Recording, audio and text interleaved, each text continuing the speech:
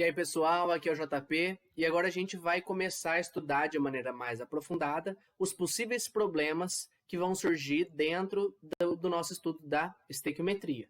Lembrando que essa estequiometria é com relação ao cálculo de quantidades, tá certo? A gente já viu o que é a chamada estequiometria ideal e agora a gente começa com os nossos possíveis problemas. Vamos lá para o primeiro deles. O primeiro problema que pode surgir é com relação à chamada pureza. Vamos entender o que é essa pureza. Essa pureza, quando o exercício fala de pureza, na verdade ele está querendo indicar grau, teor ou porcentagem da substância de interesse. Tá? Então, eu tenho aí, por exemplo, uma rocha, só que nessa rocha apenas uma determinada substância me interessa, tá certo? Não quer dizer que eu não possa ter só uma substância totalmente pura, mas às vezes nós temos impurezas junto com os nossos reagentes. E aí, o que a gente tem que entender? Apenas a parte pura dos reagentes é que vai participar da reação. Então, por exemplo, se eu tenho na minha rocha várias substâncias, apenas uma determinada substância ou algumas das substâncias vão participar dessa reação. Assim, a gente precisa desconsiderar o que a gente chama de impureza. Então, sempre que o exercício falar de pureza, grau, teor, porcentagem aí de uma certa substância, é porque eu vou ter aí esse tipo de problema. Bom, e como que a gente resolve quando o exercício trouxer esse tipo de situação para a gente? O segredo vai ser calcular a nossa pureza antes da regra de 3, que é um dos passos lá que a gente viu na estequiometria ideal. Por quê? Porque aí eu vou estar calculando apenas a parte de reagente puro que vai participar da reação. E aí não tem problema com relação ao resto das quantidades, ok? Só que se o exercício te pedir a pureza, então ele fala que um determinado reagente é impuro, mas aí ele pergunta qual que é o grau de pureza, por exemplo. O que a gente vai fazer? A gente descobre primeiro quanto de reagente puro eu tenho. E aí, sim, a gente consegue, com a nossa regra de 3, aí numa porcentagem, eu consigo calcular quanto que é o grau de pureza daquela determinada amostra. Beleza? Bom, a melhor forma da gente aprender um conteúdo, principalmente nessa parte envolvendo cálculos, é fazendo exercícios sobre esse assunto. E é isso que a gente vai fazer agora. 2 exemplos envolvendo estequiometria com pureza. Então, vamos lá. Primeiro exemplo, ele fala o seguinte. A decomposição térmica do calcário, CaCO3, fornece óxido de cálcio, CaO, e gás carbônico. Que massa de óxido de cálcio, em toneladas, será obtida a partir de 1,25 toneladas de calcário de 80% de pureza? Então, vamos ver aqui quais substâncias ele está falando, né? De quais substâncias o exercício vai tratar. Primeiro, ele pede aqui massa de óxido de cálcio em toneladas a partir de 1,25 toneladas de calcário. Então, a gente vai relacionar o óxido de cálcio, CaO, com o calcário, CaCO3. Mas tem um problema, porque esse nosso calcário tem uma certa impureza. Então, se ele tem 20% de impurezas, o restante é calcário puro, né? É o carbonato de cálcio, CaCO3 puro, 80% de pureza. Como ele já me deu a quantidade de calcário e já me deu a pureza, eu consigo descobrir aí o quanto que eu tenho de calcário puro. É isso que a gente vai fazer primeiro. Então, vamos lá. 1,25 toneladas de CaCO3 é o meu total da minha amostra, então equivale a 100%. Eu tenho X toneladas de CaCO3 que vão ser equivalentes a 80%. Fazendo aqui essa conta, eu já descubro que o meu X equivale a 1 tonelada de CaCO3 puro.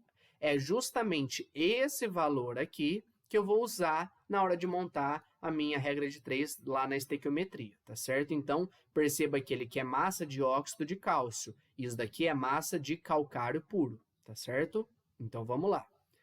Continuando agora. Agora a gente vai montar, né, seguir aqueles passos que a gente viu na estequiometria ideal. Primeiro passo, montar a equação balanceada. Aqui ele descreveu para a gente o que acontece. Então, eu tenho aqui uma decomposição do calcário que vai formar óxido de cálcio e gás carbônico. Assim, essa é a nossa equação, CaCO3 formando CaO mais CO2. Quando eu faço a conferência, lembra que a equação tem que estar balanceada.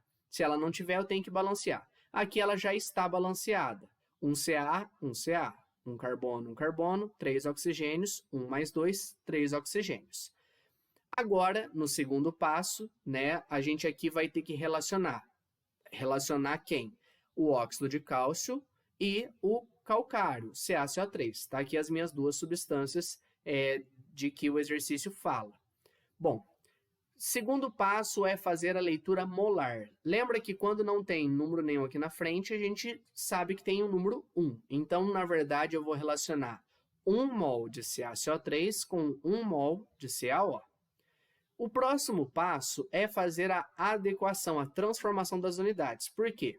Aqui está em mol, mas ele quer massa de óxido de cálcio, ou seja, ele quer massa desse, e ele te deu toneladas de calcário, que também é uma medida de massa. Então, nos dois casos, eu vou precisar fazer a massa molar deles. CaCO3, cálcio é 40, carbono 12 e oxigênio 16. Fazendo a conta da massa molar, eu chego no valor de 100 gramas por mol aqui.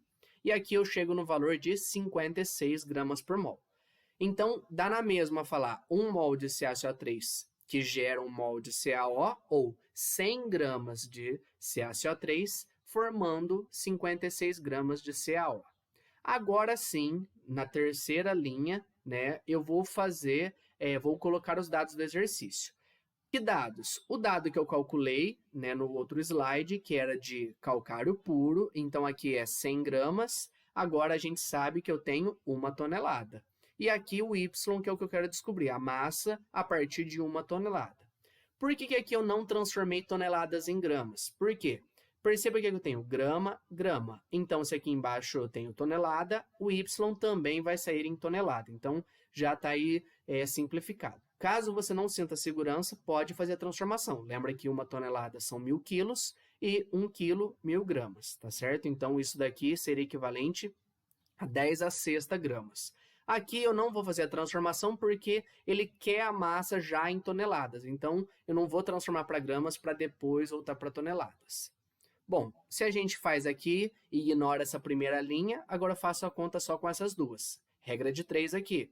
Y vezes 100 é igual a 1 vezes 56.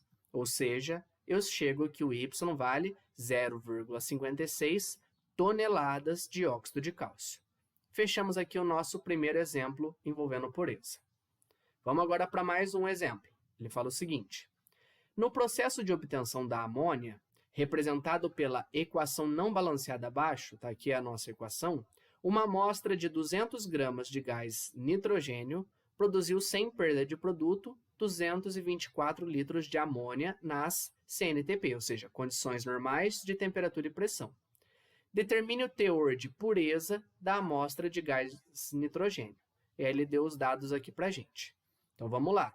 Aqui a gente tem que tomar um cuidado, porque vai ter pureza, mas ele não me deu a pureza do meu reagente. Ele vai pedir para eu encontrar, tá certo? Então, aqui a gente vai precisar fazer o quê? Descobrir quanto que eu tenho de nitrogênio puro. Por quê? Nesses 200 gramas, eu tenho uma quantidade que é de impurezas, algum outro gás que está junto, então eu não posso considerar esses 200. É como se eu ignorasse esses meus 200 gramas aqui de nitrogênio. Amônia, no texto ele não fala qual é a fórmula, mas pela equação ele fala que eu vou produzir amônia. O único produto dessa equação é o NH3, então é o NH3 que é a amônia, tá certo? Vamos lá. Aqui a gente tem a nossa equação balanceada, então o primeiro passo, fazer o balanceamento. Se eu confiro aqui, eu tenho 2 N's, aqui eu tenho apenas 1. Então essa equação que ele me deu, ele já falou que não está balanceada. Agora, quando eu faço o balanceamento, está aqui, ó, 2 N's, 2 N's, 6 hidrogênios, 2 vezes 3, 6 hidrogênios. Já balanceei aqui. Agora a gente vai ver quais substâncias que vão estar envolvidas no exercício. Nitrogênio, ok? 200 gramas aqui, e amônia, 224 litros nas CNTP, ok? Depois de achar quais são as substâncias envolvidas, eu faço a leitura molar. Como já está balanceado, eu sei que eu vou precisar descobrir a pureza, então a gente tem aqui que 1 mol de N2 vai formar 2 mols de NH3. Depois, como terceiro passo, a gente tem que transformar as unidades. Então, aqui está mol, e aqui ele me deu massa de gás nitrogênio. Então, tem que transformar de mol para massa, ou seja, usar massa molar. Como N vale 14, aqui eu tenho N2, então vai ser 28. 28 vezes 1 mol, ou seja, só 28. Para o caso da amônia, aqui está mol, mas aqui ele deu volume, né, litro, e falou que está na CNTP. Então, a gente tem que guardar que quando é volume na CNTP, eu multiplico por 22,4. Tá aqui. Então, é a mesma coisa falar 1 mol desse formando 2 mols desse, ou falar 28 gramas de N2 formando 2 vezes 22,4 litros de amônia. Tá certo? Como eu já expliquei no nosso outro vídeo, eu não vou fazer aqui essa conta, porque depois eu vou tentar simplificar, tá? Então, eu vou evitar aí fazer contas desnecessárias. A terceira linha são os dados do exercício. O que eu vou colocar? Isso daqui eu tenho certeza que eu formei, 224. Agora, esses 200 eu não vou usar, por quê? Lembra que tem impureza no meio desses 200. Na verdade, eu vou descobrir quanto de nitrogênio puro eu tenho. Por isso que eu coloquei o X embaixo do N2 e aqui 224, que é o que eu formo mesmo de amônia. Fazendo aqui agora a nossa regra de 3, perceba, ó, litro embaixo de litro, grama, aqui vai estar o X, também vai ser em gramas. Eu vou montar aqui, vai ficar 28 vezes 224, né? O X vai multiplicar isso e depois vai passar dividindo. Então, dividido por 2 vezes 22,4. Eu posso simplificar. Perceba que 224 por 22,4, eu tenho aqui 10, certo? Eu tenho aí um fator que dá para simplificar os em cima e embaixo e vai restar aqui 10 em cima. Ou seja, 224 é 10 vezes maior que 22,4. Agora ficou fácil a minha conta. Por quê? 28 dividido por 2 dá 14, vezes 10, então eu chego em 140 gramas. 140 gramas de quem? De N2 puro. Agora a gente calcula a nossa pureza. Então vamos lá. Tenho essas informações. O que a gente sabe? 200 gramas equivale ao total da minha amostra, ou seja, 100%. 140 gramas equivale a Y%, que é de fato o que eu tenho de N2 puro. Multiplicando aqui em cruz, eu chego que o meu Y, ou seja, o meu teor de pureza, é de 70%. Então, essa amostra tem 70% de pureza. Beleza? Fechamos aqui, então, mais um exemplo. A gente fecha o primeiro caso aí do nosso estudo de problemas envolvendo estequiometria. Agora a gente vai fazer mais exercícios. Qualquer dúvida, estou à disposição. Agora a gente segue para o próximo tipo de problema. Até daqui a pouco. Tchau, tchau.